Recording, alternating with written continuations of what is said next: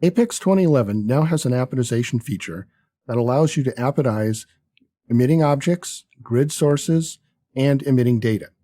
Apodization is a process in which you change the ray fluxes of a ray set according to their propagation direction or their position within a source. As an example of apodization in Apex, we will apodize the top portion of this die according to manufacturer's data. In order to do that, we simply highlight the surface or feature of interest, right mouse click, come down to Optical Properties, and in this particular case, we turn this into an emitting object.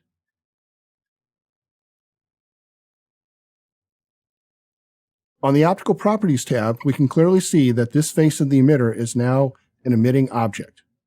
In order to initialize the apodization feature, simply right mouse click on the emitter and choose the Apodize button. You will be presented with an apodization screen which allows you to apodize the ray sources according to direction cosine coordinates, position, or angular coordinates.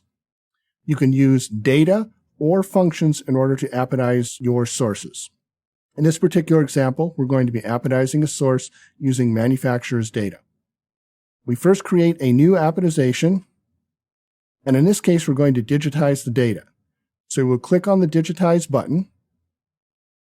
We select an image, and in this particular case, we are going to be apodizing based on a Cree XRE apodization pattern. We'll choose the fixed interval, set the range over which we want to apodize our data. In this case, it'll run from -90 to 90 degrees in 5-degree intervals. Click Next.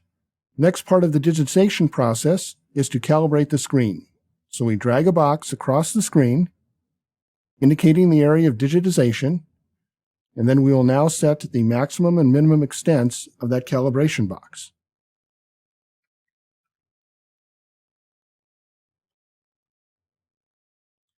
We are now free to drag each one of these points to the curve in order to digitize the data and use that for apodization. However, Apex has a very nice feature which will allow us to auto-digitize this curve. Press the Auto button, and then highlight the curve of interest, and the digitized points are dragged immediately to the curve. We now get the data, and this data is automatically loaded into a table. You could actually edit this table or create this table yourself if you choose to. We will give our apodization data source a name.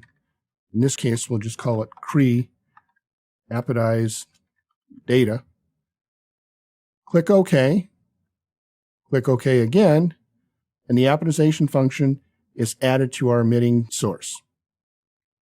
We'll now save the data, or save the part file, and then we will turn this part file into an assembly.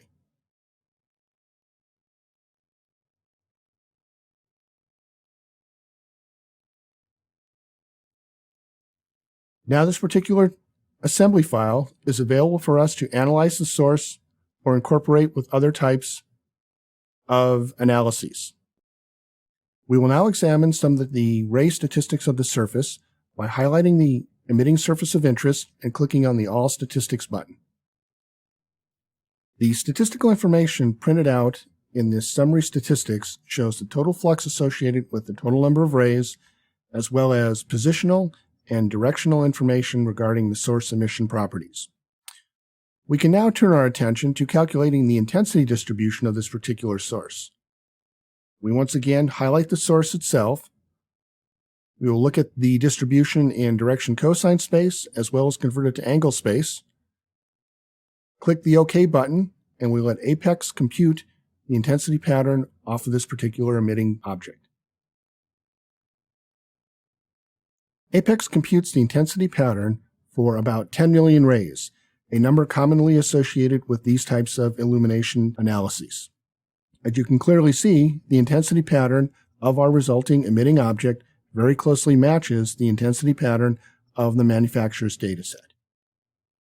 If you're interested in a different apodization pattern, changing the apodization pattern is as simple as pointing and clicking. In this case, we can edit or remove the apodization pattern. And for example, if we wanted to apodize according to a particular function, we can select that function name from some which are predefined within Apex's database, or those which you can actually create yourself. In this particular case, we will calculate a Gaussian distribution, and this particular screen shows you how you would edit that particular function to create your own apodization patterns. We then follow the workflow procedure, click OK. We now have a new apodization pattern assigned to our emitting object, which we can then again go back and recalculate the intensity pattern. And once again, here is displayed the Gaussian intensity distribution pattern associated with that particular apodization.